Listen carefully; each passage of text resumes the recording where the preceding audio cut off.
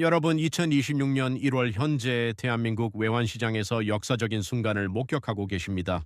달러당 1,500원이라는 숫자가 모니터에 박혀 있고 우리가 익숙하게 여겼던 1,200원대 환율은 이제 교과서 속 과거가 되었습니다. 이 숫자 하나가 바꿔놓은 대한민국 경제 지형도는 상상 이상으로 가혹합니다. 누군가는 이 순간을 파산의 신호탄으로 받아들이고 있고 누군가는 부의 사다리를 갈아탈 마지막 기회로 포착하고 있습니다. 원자재 가격은 천정부지로 치솟았고 수입 물가는 비상등이 켜졌으며 한국 부동산 시장의 근간을 지탱하던 공사비 구조는 뿌리부터 흔들리고 있습니다. 이것은 단순한 숫자 변동이 아니라 우리의 자산 가치와 생활 수준을 근본적으로 재편하는 구조적 전환점입니다. 오늘 이 영상은 공포를 조장하기 위한 것이 아닙니다. 2016년 현재 대한민국의 실물 경제 데이터와 전문가적 통찰을 바탕으로 여러분의 자산 포트폴리오를 어떻게 재편해야 살아남을 수 있는지 그 결론부터 명확하게 제시하겠습니다. 환율 1,500원 시대에 준비된 자만이 기회를 잡습니다. 이제 원화 자산만 보유하고 있다는 것은 가만히 앉아서 내 자산 가치가 녹아내리는 것을 지켜보는 것과 다름없습니다. 한국 부동산과 한국 주식으로만 구성된 포트폴리오는 환율이라는 보이지 않는 칼날에 의해 실질 가치가 지속적으로 깎여나가고 있습니다. 자산 배분의 패러다임을 근본적으로 바꿔야 할 시점입니다. 과거에는 시세 차익을 노리는 것이 자산 증식의 왕도였지만 고환율 시대에는 환차익과 배당을 동시에 노릴 수 있는 달러 기반 자산으로 중심축을 이동시켜야 합니다. 매달 달러로 배당을 받는 구조를 만들어두면 원화 가치가 하락할수록 원화 환산 수익은 자동으로 증가하게 됩니다. 이것이 바로 통화 패권을 활용한 방어 전략의 핵심입니다. 부채의 성격도 완전히 달라졌습니다. 과거에는 레버리지를 통해 시세 차익을 극대화하는 전략이 통했지만 고환율과 고금리가 장기화되는 지금은 부채 다이어트를 통한 생존 전략으로 선회해야 합니다. 이자 부담은 매달 현금 흐름을 잠식하고 환율이 오를수록 실질적인 부채 부담은 더욱 무거워집니다. 지금은 단순히 높은 수익률을 쫓을 때가 아닙니다. 내 자산의 통화 패권을 어디에 둘 것인가, 어떤 통화로 현금 흐름을 확보할 것인가를 결정해야 하는 결정적 분기점에 서 있습니다. 이 선택이 향후 10년간 여러분의 자산 운명을 좌우하게 될 것입니다. 과거 대한민국 경제에서 환율 상승은 수출 기업에게 축복이었습니다. 환율이 오르면 수출 경쟁력이 높아지고 기업 이익이 늘어나며 경제가 활력을 되찾는 선순환 구조가 작동했습니다. 하지만 2026년 현재 이 공식은 더 이상 작동하지 않습니다. 문제는 원자재 수입 비용의 상승폭이 수출 증가분을 압도한다는 데 있습니다. 한국은 에너지 자립도가 20% 수준에 불과한 국가로 석유와 천연가스, 석탄 등 핵심 에너지원을 전량 수입에 의존하고 있습니다. 환율이 1,200원에서 1,500원으로 오르면 단순 계산으로도 에너지 수입 비용이 25% 증가하는 것이며 이는 곧바로 국내 생산자 물가와 직결됩니다. 결국 환율이 오를수록 수출로 번 돈보다 수입으로 나가는 돈이 더 많아지는 교역 조건 악화 상태에 빠지게 됩니다. 여기에 미중 갈등으로 인한 공급망 재편이 원화 약세를 구조적으로 고착시키고 있습니다. 삼성전자와 현대차를 비롯한 한국 대기업들은 미국 현지에 반도체 공장과 자동차 공장을 속속 건설하고 있습니다. 이는 미국 시장 접근성을 높이고 관세 리스크를 회피하기 위한 불가피한 선택이지만 결과적으로는 국내 투자 감소와 원화 수요 감소로 이어집니다. 기업들이 해외에서 벌어들인 달러를 국내로 송금하지 않고 현지에서 재투자하면 외환시장에서 원화로 환전되는 달러 물량 자체가 줄어들어 원화 가치는 지속적으로 약세를 면치 못하게 됩니다. 환율 1,500원 시대가 한국 부동산 시장에 던진 충격파는 상상을 초월합니다. 건축 자재의 상당 부분을 수입에 의존하는 한국 건설 산업의 구조적 취약점이 그대로 드러나고 있습니다. 철근과 시멘트, 각종 마감재와 설비 자재의 가격이 폭등하면서 공사비는 천문학적으로 치솟았고 이는 재건축과 재개발 사업의 근간을 뿌리째 흔들고 있습니다. 서울 강남의 한 재건축 단지에서는 분담금이 당초 예상보다 40% 이상 증가하면서 주민들 사이에서 사업 중단 논의가 불거지고 있습니다. 환율 상승으로 인한 수입 자재비 폭등, 인건비 상승, 금리 부담 증가가 삼중고로 작용하면서 조합원들이 감당할 수 있는 수준을 넘어선 것입니다. 이런 사례는 비단 강남만의 문제가 아니라 전국 재건축 재개발 현장에서 동시다발적으로 발생하고 있으며 결국 사업 포기로 이어지는 악순환이 반복되고 있습니다. 공급 물량이 급격히 감소하면서 부동산 시장의 양극화는 더욱 심화되고 있습니다. 이미 지어진 신축 아파트, 특히 입지가 우수한 이른바 똘똘한 한 채의 가치는 희소성으로 인해 오히려 상승하고 있습니다. 반면 재건축이 불가능해진 구축 아파트나 외곽 지역 부동산은 환율 압박에 따른 내수 침체와 맞물려 급격한 하락세를 보이고 있습니다. 같은 부동산이라도 어떤 자산을 보유하고 있느냐에 따라 천국과 지옥이 갈리는 상황입니다. 여기에 부동산 프로젝트 파이낸싱 위기까지 겹치면서 금융 시스템 전체가 위협받고 있습니다. 고환율이 금리 인하를 가로막으면서 중소건설사들은 이자 부담을 견디지 못하고 속속 부도 위기에 내몰리고 있으며 이들에게 돈을 빌려준 저축은행과 증권사의 부실 위험도 커지고 있습니다. 이 위기가 실물 자산 가격의 추가 하락으로 이어질 가능성이 높아지고 있습니다. 환율 1,500원 시대, 주식시장에서 승자와 패자가 극명하게 갈리고 있습니다. 핵심은 단순합니다. 외화를 벌어들이는 기업인가 아니면 외화를 지출하는 기업인가입니다. 이 한 가지 기준만으로도 투자 종목의 운명이 결정됩니다. 수혜주의 재편이 이루어지고 있습니다. 환율 상승분을 제품 가격에 전가할 수 있는 독점적 기술력을 보유한 기업들이 주목받고 있습니다. K방산 기업들은 폴란드와 중동 국가들의 무기를 수출하며 달러를 벌어들이고 환율이 오를수록 원화 환산 매출과 영업이익이 급증하고 있습니다. 원전 산업도 마찬가지입니다. 체코와 중동 등 해외 수주가 늘어나면서 두산에너빌리티와 같은 기업들의 실적이 폭발적으로 증가하고 있습니다. 반도체 소재와 부품 장비 기업들 중에서도 글로벌 시장에서 독보적 기술력을 인정받는 기업들은 환율 상승의 수혜를 고스란히 누리고 있습니다. 반면 내수주의 몰락은 참담합니다. 음식료 기업들은 밀과 옥수수, 설탕 등 원료를 수입해 국내에서 가공해 판매하는 구조인데 환율이 오르면 원가 부담은 늘어나지만 국내 소비자들의 구매력이 떨어져 가격 인상이 쉽지 않습니다. 결국 이익률은 급격히 훼손되고 주가는 바닥을 기게 됩니다. 유통기업들도 마찬가지입니다.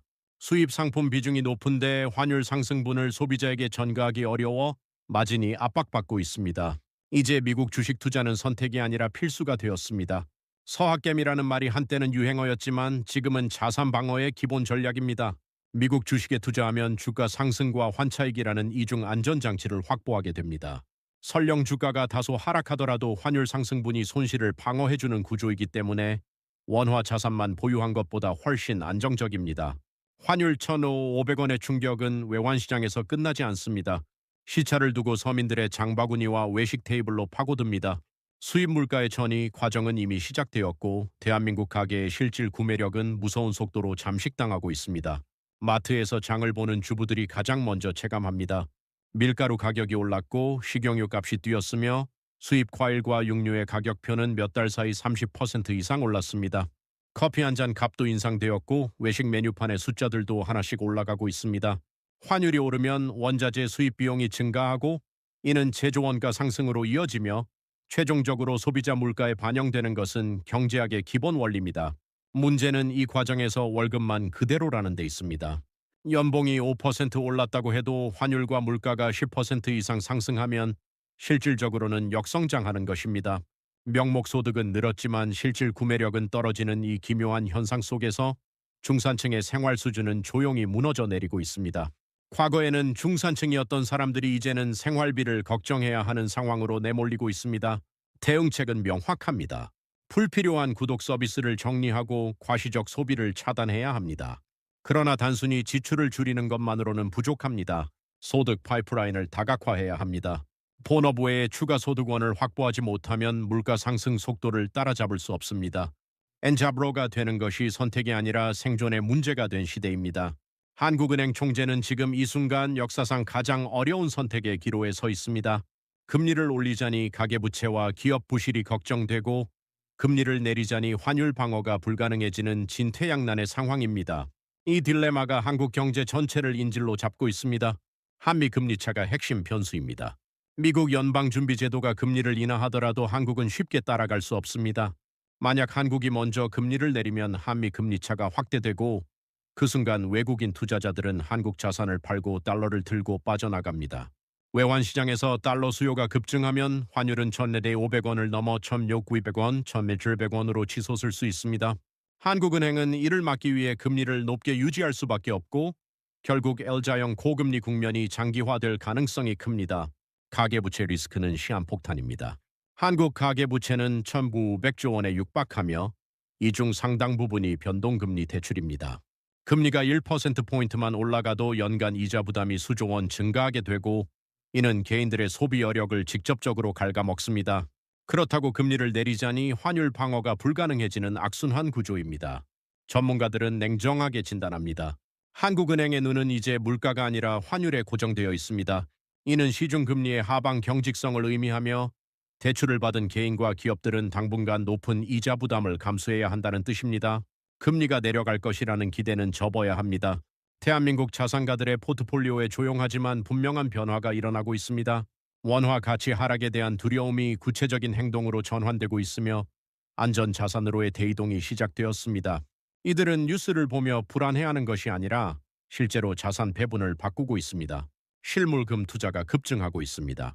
서울 종로의 금은방에는 금괴를 사려는 사람들의 발길이 끊이지 않고 은행의 골드바 판매량도 역대 최고치를 경신하고 있습니다.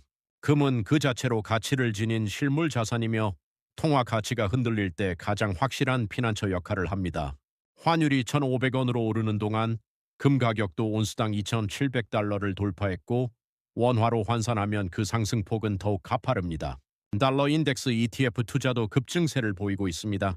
원화 약세가 지속될 것으로 예상하는 투자자들이 달러 자산을 직접 보유하는 방식으로 환해지를 하고 있는 것입니다.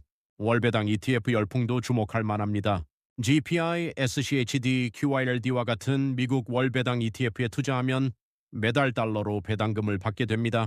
환율이 1,200원일 때 받던 배당금과 환율이 1,500원일 때 받는 배당금을 원화로 환산하면 다시 5%의 차이가 발생합니다.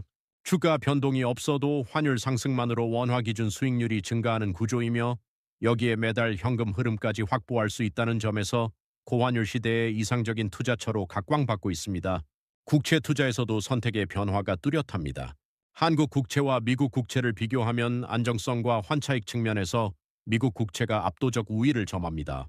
한국 국채는 원화 표시 자산이기 때문에 원화 가치 하락 리스크를 그대로 안고 가지만 미국 국채는 달러 표시 자산이므로 환차익까지 기대할 수 있습니다. 자산가들은 이미 알고 있습니다.